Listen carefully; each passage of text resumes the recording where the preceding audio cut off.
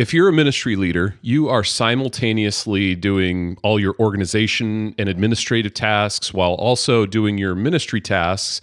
And sometimes those two things don't actually feel the same. If that's the place that you're in, I want to tell you about Planning Center. Here's the deal. Planning Center is a church management software that handles all of the administrative stuff that seems to eat up your week. Tracking first-time guests, scheduling volunteers, managing check-ins, event signups, online giving. It's all in one place, which means you're not bouncing between 5 different platforms trying to figure out where that new family's contact info ended up. And honestly, the best thing about it is that it frees you up to actually focus on people instead of spreadsheets. If you haven't tried it yet, you can get started for free if you go to planningcenter.com. Well, welcome to the Unstuck Church podcast. I'm Sean, your host, and today we're kicking off a new series that has a bit of a different vibe than what you're used to from us. And to help me navigate this series, I'm joined by Tiffany Deluccia. Tiffany's official title at the Unstuck Group is Director of Business Development, which is accurate technically, Tiffany, but honestly, Amy and I have kind of landed a better description. Tiffany's basically the wizard behind the curtain.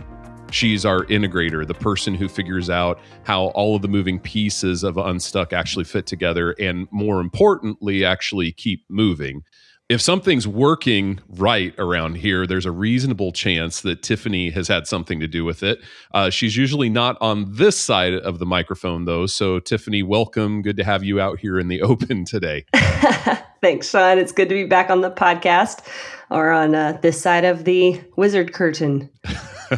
So today, in this new series, we're kicking this conversation off. And honestly, this one takes a little bit of courage for us to put together. It's called This Isn't Working Anymore. And we have some ministry upgrades to talk through for this new era. So here's the premise. Tiffany, you've been on the team here at Unstuck for 12 years. I've been on the team here for 9 years. And some of the ways that we've been coaching churches over that time, we've had to rethink. Not because we're just making it up as we go or because we've gotten bored, but because ministry is a moving target. And what worked in 2010 doesn't automatically work in 2026. So in this series, we're being honest about where we've had to upgrade our own thinking and why we think that churches should too. Yeah, and we're starting the series with the topic that might be one of the most difficult because it's one of the most talked about, but least understood topics in ministry.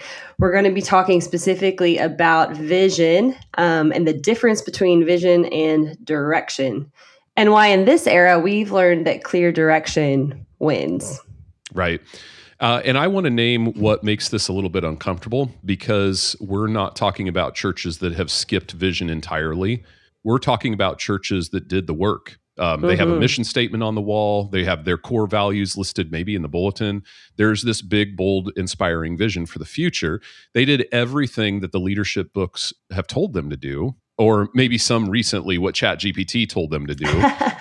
But here they are still feeling stuck. Yeah, so let's dive into it. Really decades of leadership culture have told churches they need a compelling vision, some big aspirational picture of where God is taking them. But somewhere down the line, we sense something changed. So can you unpack a little bit about why we've been coaching churches differently for the last couple of years? Yeah, of course, nothing's wrong with wanting to have a bold, compelling vision. They definitely have their place, and we'll talk about that more in a minute. The problem that we continue to see is attempts at vision that instead of rallying the people of the church, the staff, the volunteers, the attenders, they create little or no action and response. And there are two main buckets of visions like these, again, that produce little to no action. The first bucket contains vision statements that are really another mission statement. Yeah. For context, we talk about a church's mission as their purpose, why they exist. And we believe Jesus gave the church its mission back in Matthew 28. So, churches put their own words to Matthew 28, and that's their mission statement, again, why they exist. Then they create another version of this. And they're often beautiful statements that describe an aspirational future of where they want their church to be moving and going. But I'm not sure that they create clarity and that rallying call that we're wanting vision to create. They do usually have a lot of alliteration, though, and That's true. People like alliteration. Could you give us some examples? I think mission and vision are those words that people have. They bring a lot of their own experiences to what they think we're even talking about. Yeah, and those two words get really confused sometimes, right? So a few examples that I looked up before our recording. One church said their mission statement was, out of love for Jesus and people, the mission of Grace Church is to make mature disciples of Jesus Christ in ever-increasing numbers. That's their mission statement, Beautiful. their why. Their vision statement was, Grace Church is a diverse, growing family of Christian believers who celebrate God's grace and proclaim the message of Jesus Christ in word and deed to the communities of greater Minneapolis and around the world. That's a mouthful, right? Now we know. Another church said their mission statement was to reach the lost, build community, grow disciples, serve our neighbors, and in all things, worship God. And their vision statement was to see our community awakened by the glory of Jesus Christ. And one last example, a church said their mission statement was to make Jesus-centered disciples for God's glory. The vision statement was, we desire to see our community transformed by God's grace and become passionate for God's glory. So you can see in there that there's actually not a significant difference between the two statements, right? And the vision statement almost becomes a restatement of the mission, or we're just saying it in a different way. It also doesn't specify exactly what success looks like if you achieve the vision. That brings me to the second bucket of vision statements that are so kind of long range or aspirational that nobody feels the urgency around them, right? So like, we want to reach the world for Jesus.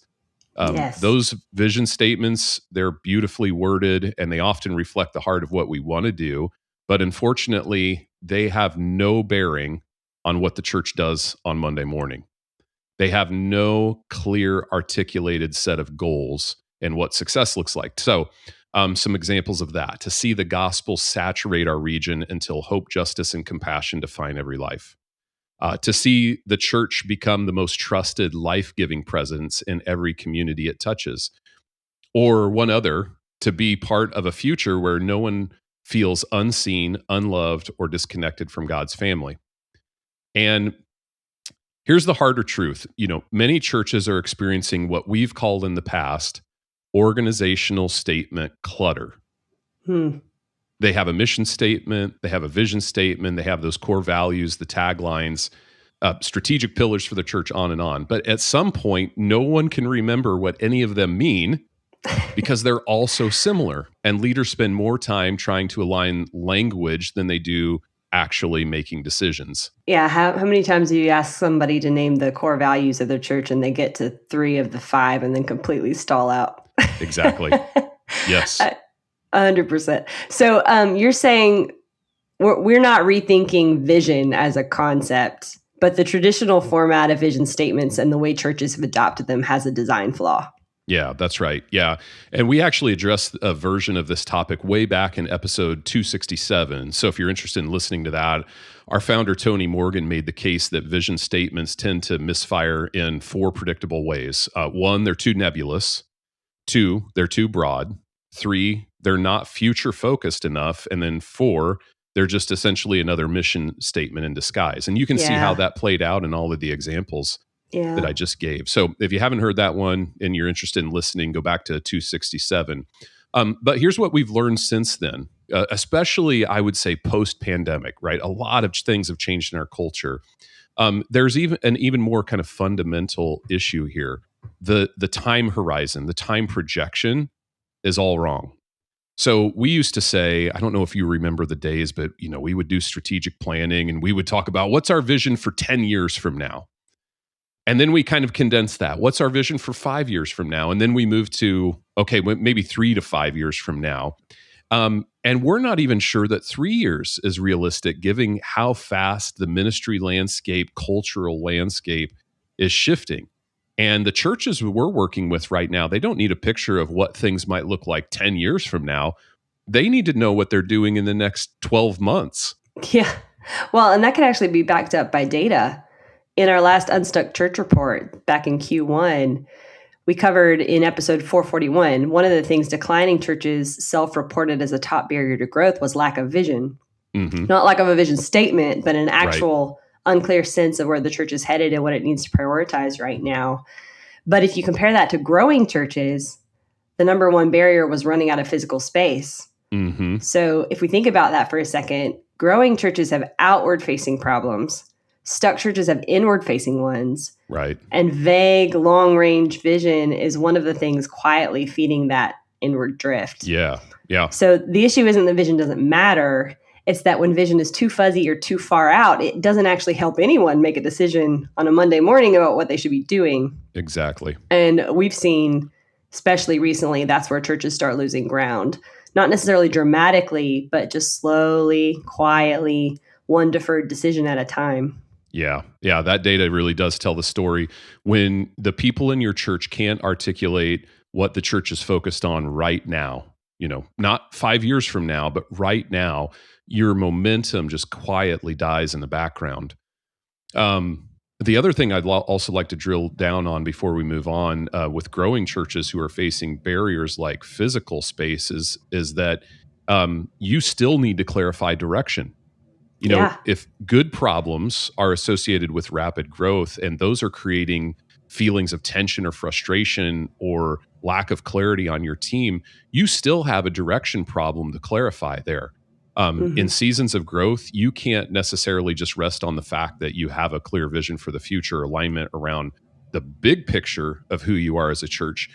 You have to set a very practical direction for solving problems that are right in front of you, because especially in growing churches, those problems feel so urgent. I mean, those are problems like we didn't have enough kids space this weekend and we had to turn families away.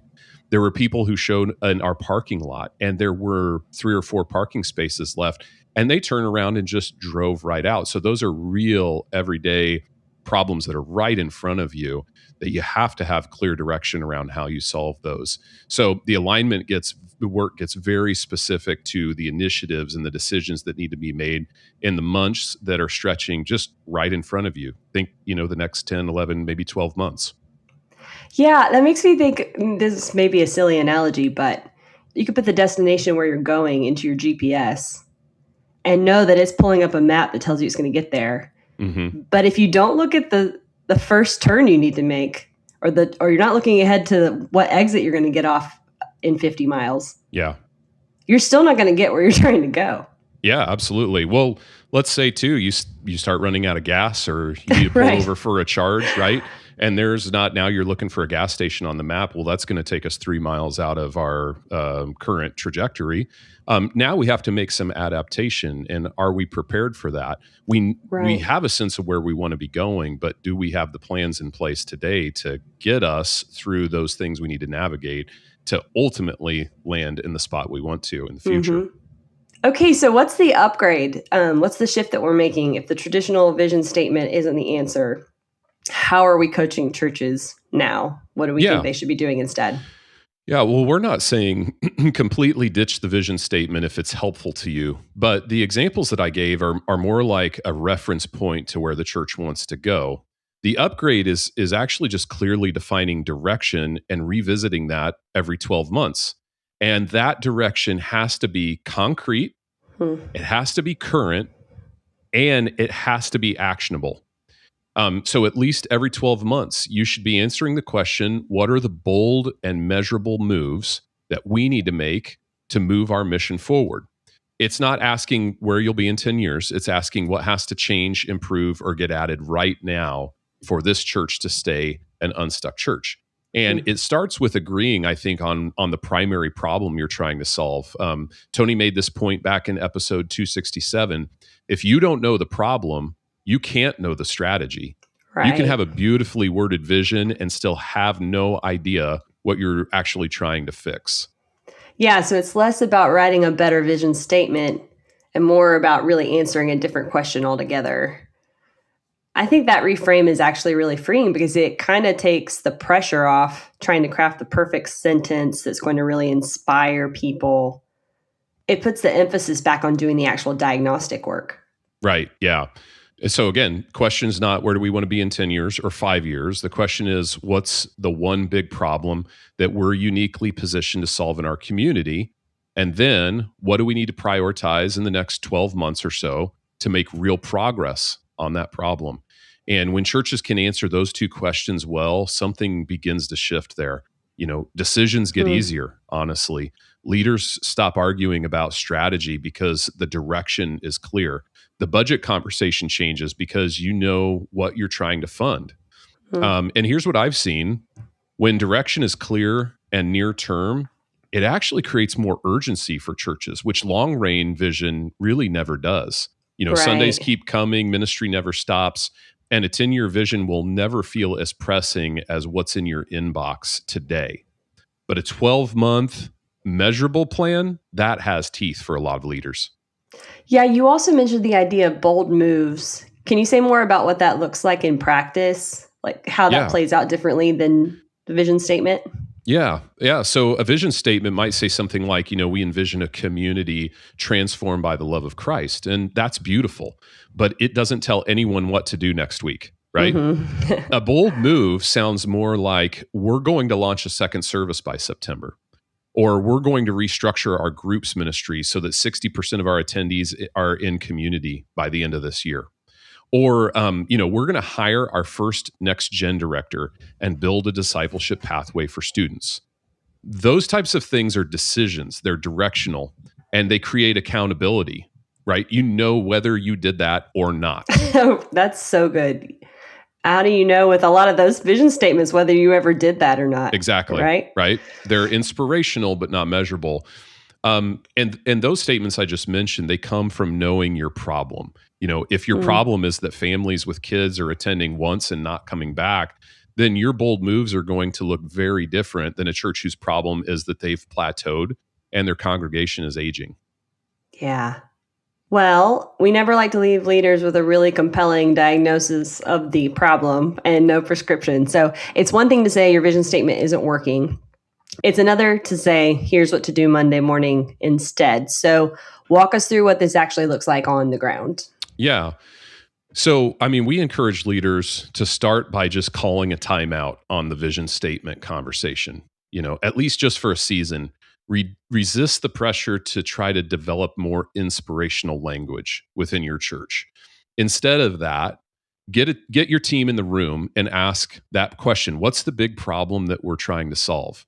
And honestly, not problems, problem, singular. If you can't agree on that, you have an answer for why you're feeling stuck right now.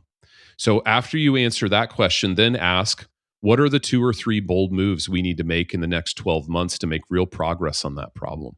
And then write those down. And specifically to that, assign owners. You're going to write down the problem, but then you're going to say, here's who's responsible for that. And then put those problems in your budget. Make sure you're allocating time, people, and resources to those challenges. That's essentially what the Unstuck process guides churches through. It's not starting with a vision and working down. It's starting with an honest assessment of this is where the church is today, agreeing on the problem that you're trying to solve, and then building a 12-month plan with planning rhythms, ongoing rhythms around the moves that are actually going to create momentum in your church. And I want to make sure that we're clear on this, that this is harder than it sounds. Because it requires real alignment at the leadership level. Right. A vision statement that's broad enough can get unanimous buy-in pretty easily. If we say we want to see our community transformed, who's going to vote against that? Nobody, Yeah. right? Right. But the moment that you get specific, the moment that you say, our bold move is this year, we're going to add a second or third service and restructure our kids' ministry around it. Now you've got real stakes. Now somebody in the room is thinking about the volunteers that need to be recruited, the budget that's going to need to shift, and maybe your sacred Saturday night service that you're going to have to sunset in order to do that, right? Yeah. So the specificity creates accountability. And honestly, accountability makes people nervous. So a lot of churches don't drift towards vague vision because they lack passion. They actually drift there because it feels safer. Nobody can tell you that you failed to reach a community transformed by the love of Christ. Right. But they can absolutely tell you that you didn't launch that second or third service by September. Right. So what we see is that a lot of churches, this is where they stall. They get to the point of identifying a bold move and then they pull back because somebody on the team isn't on board, or because they're afraid of offending a donor, or because it feels too risky. And the vision just stays vague. Not because the leaders don't care, but because specificity is vulnerable. And so I think this is why an outside perspective matters so much. When you're inside the system, it's very hard to see it clearly. You're managing personalities and history and political dynamics that really can cloud your judgment on this. So one of the most common things that we hear from churches after going through the Unstuck process was, we knew what we needed to do. We just needed someone to help us say it out loud and make a plan for it. Yeah, for churches who've been following the Unstuck Group for a long time, this might feel like a significant shift from what you've heard us say before about vision. And we want to be honest about that, but we don't really see it as a reversal of our earlier position. It's just an upgrade. Right. We've made a real revision based on what we've learned working with hundreds of churches over the last several years. And we've made this change in the Unstuck process. It's something we're guiding churches to do differently than we used to, because the ministry landscape has shifted and what worked before just doesn't necessarily produce the same results. Right. So we'd rather be honest about that and then keep coaching something that isn't serving churches well. And that's kind of the whole premise of the series. We're not above updating our own playbook, and we thought this one was worth updating you on. That's right. Before we wrap up today, do you have any final thoughts you want to share? Yeah. I think if I could leave listeners with one thing today, it's this, clarity about right now is more valuable than inspiration about someday. That's good. Your church doesn't need a better vision statement. It needs an honest answer to the question, what's the one problem we're trying to solve, and what are we going to do about it in the next 12 months? And if you can answer that clearly and get your team aligned around it, you will make more progress in the next year than you've made in the last 5. And I don't think that's an exaggeration. That's what we see over and over again with churches that go through this work. And don't wait until things slow down to do this work, because in ministry, they won't slow down. The churches that are thriving right now are the ones that made time to get clear on direction before they felt that pressure, not afterwards. Well, if today's conversation stirred something for you, if you found yourself thinking, yeah, we've got a wall full of statements and no real clarity on what we're actually doing this year, that's really worth paying attention to. The Unstuck Group exists to help churches get off that hamster wheel. Our consulting process is built around exactly what Sean described: honest assessment, naming the real problem, building a 12-month plan around the bold moves that will actually create momentum, not someday, but now. So we've walked with more than 750 churches through this now, which is crazy. And what we hear on the other side almost every time is some version of, we knew what we needed to do, we just needed help saying it out loud and making a plan. And if that sounds familiar, let's talk. You can start a conversation at theunstuckgroup.com. And be sure to go to theunstuckgroup.com/podcast to subscribe so you don't miss the next episode in this series when it releases next week.